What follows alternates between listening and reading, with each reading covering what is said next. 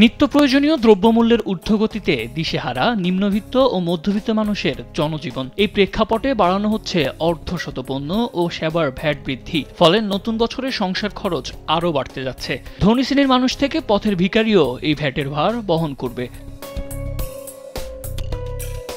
আসন্ন 2024-25 অর্থবছরের বাজেটে দ্রব্যমূল্য নিয়ন্ত্রণে কার্যকর কোনো পদক্ষেপ থাকছে না। উল্টো আন্তর্জাতিক মুদ্রা তহবিল IMF এর শর্ত পূরণে রাজস্ব আয় বাড়াতে যেসব পদক্ষেপ নেওয়া হচ্ছে তাতে সংসার খরচ আরও বাড়বে।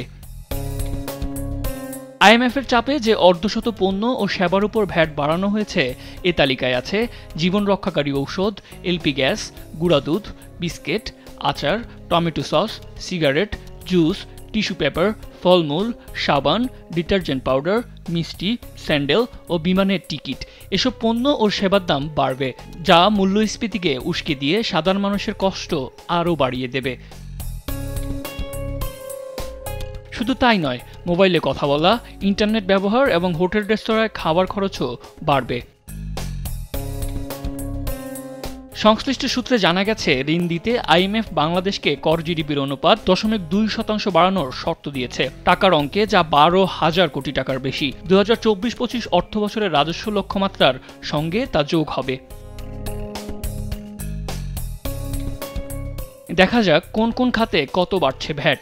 IMF এর শর্তে ভ্যাটের পরিধি বাড়াতে নজর দিয়েছে NBR। বছরে 30 লাখ টাকার বেশি টার্নওভার থাকলে ভ্যাটের খাতায় নাম লেখাতে হবে। বর্তমানে টার্নওভার করের তালিকাভুক্তির সীমা 50 লাখ টাকা, অর্থাৎ 20 লাখ টাকা কমানো হয়েছে। এতে ছোট ব্যবসায়ীরাও ভ্যাটের আওতায় চলে আসবে। একই সঙ্গে ভ্যাট নিবন্ধনের সীমা 3 কোটি টাকা থেকে কমিয়ে 50 লাখ টাকা করা হয়েছে।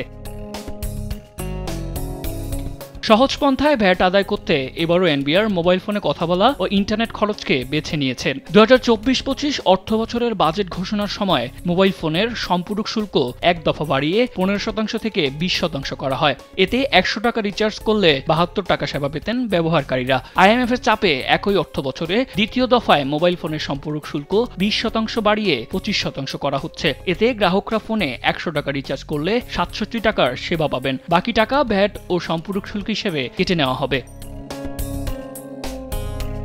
রাজস্ব আদায় বাড়াতে জীবন রক্ষাকারী ঔষধের দিকেও নজর দিয়েছে NBR। সরবরাহ পর্যায়ে ওষুধ ভ্যাটের হার 2.4% থেকে বাড়িয়ে 5% করা হয়েছে। এতে সব ধরনের ওষুধের দাম বাড়বে। বাসাবাড়িতে LPG গ্যাসের দামও বাড়বে, কারণ LPG গ্যাস সরবরাহ পর্যায়ে ভ্যাট 5% থেকে বাড়িয়ে 7.5% করা হয়েছে। হোটেল রেস্তোরাঁয় খাবার খরচও বাড়বে।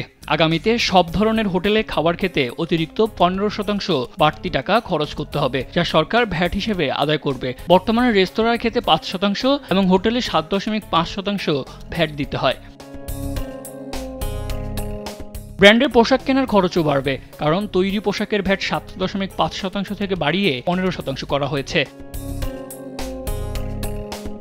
বিমান টিকিটের দামও বাড়ছে, কারণ বিমান টিকিটের আবগারি শুল্ক বাড়ানো হয়েছে। অভ্যন্তরীণ রুটে বিমান টিকিটের আবগারি শুল্ক 300 টাকা থেকে বাড়িয়ে 700 টাকা করা হয়েছে। সার্কভুক্ত দেশের বাইরে 2000 টাকা বাড়িয়ে 2500 টাকা করা হয়েছে। অন্যদিকে আন্তর্জাতিক রুটের বিমান টিকিটের আবগারি শুল্ক 3000 টাকা থেকে বাড়িয়ে 4000 টাকা করা হয়েছে।